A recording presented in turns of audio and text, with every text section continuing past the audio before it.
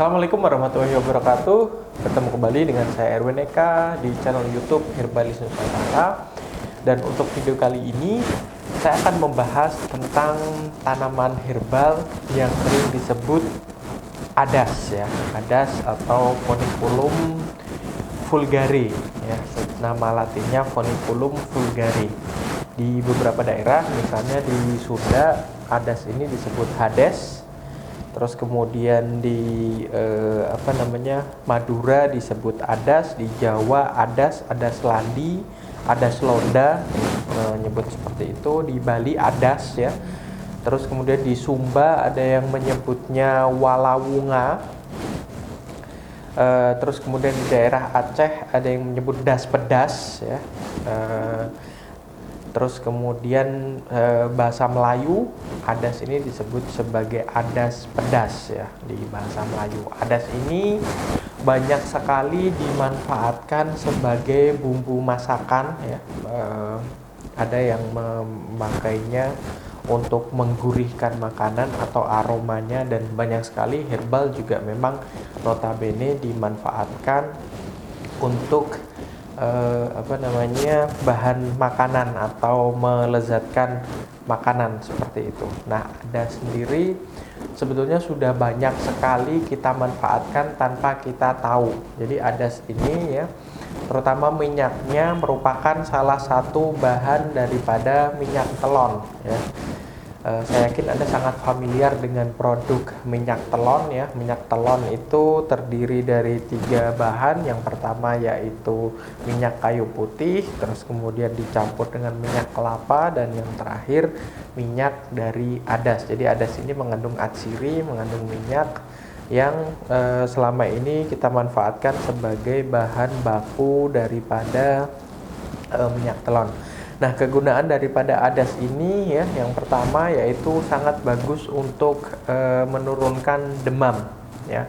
Demam untuk anak, minyaknya bisa dioleskan, terus kemudian juga bisa biji daripada adas itu kita rebus dan airnya diminum, memiliki sifat antipiretik atau menurunkan demam. Terus kemudian cocok juga atau sudah terbukti berkhasiat untuk keluhan sakit kepala, kemudian sakit gigi juga bisa ya.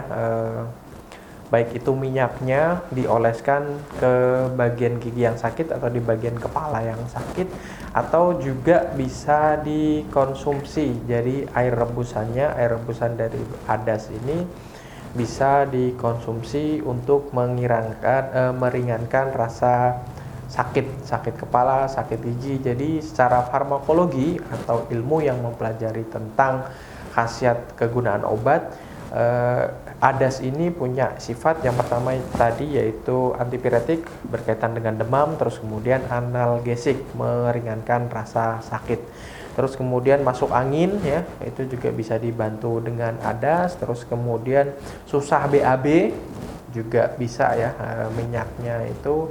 Terus kemudian air rebusannya itu mampu mengatasi konstipasi atau sembelit atau susah buang air besar.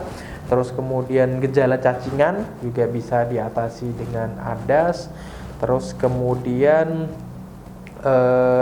rematik ya, rasa sakit dari rematik, terus kemudian asam urat itu juga bisa dibantu atau dihilangkan rasa nyerinya, rasa sakitnya dengan adas ini. Tapi untuk keluhan asam urat dan sebagainya juga harus dicari sumber penyakitnya, dan juga harus menjalani diet, memilih-milih makanan yang mengandung banyak kadar purin, kadar asam urat harus dihindari juga. Jadi adas ini hanya berfungsi sebagai penghilang rasa sakitnya saja.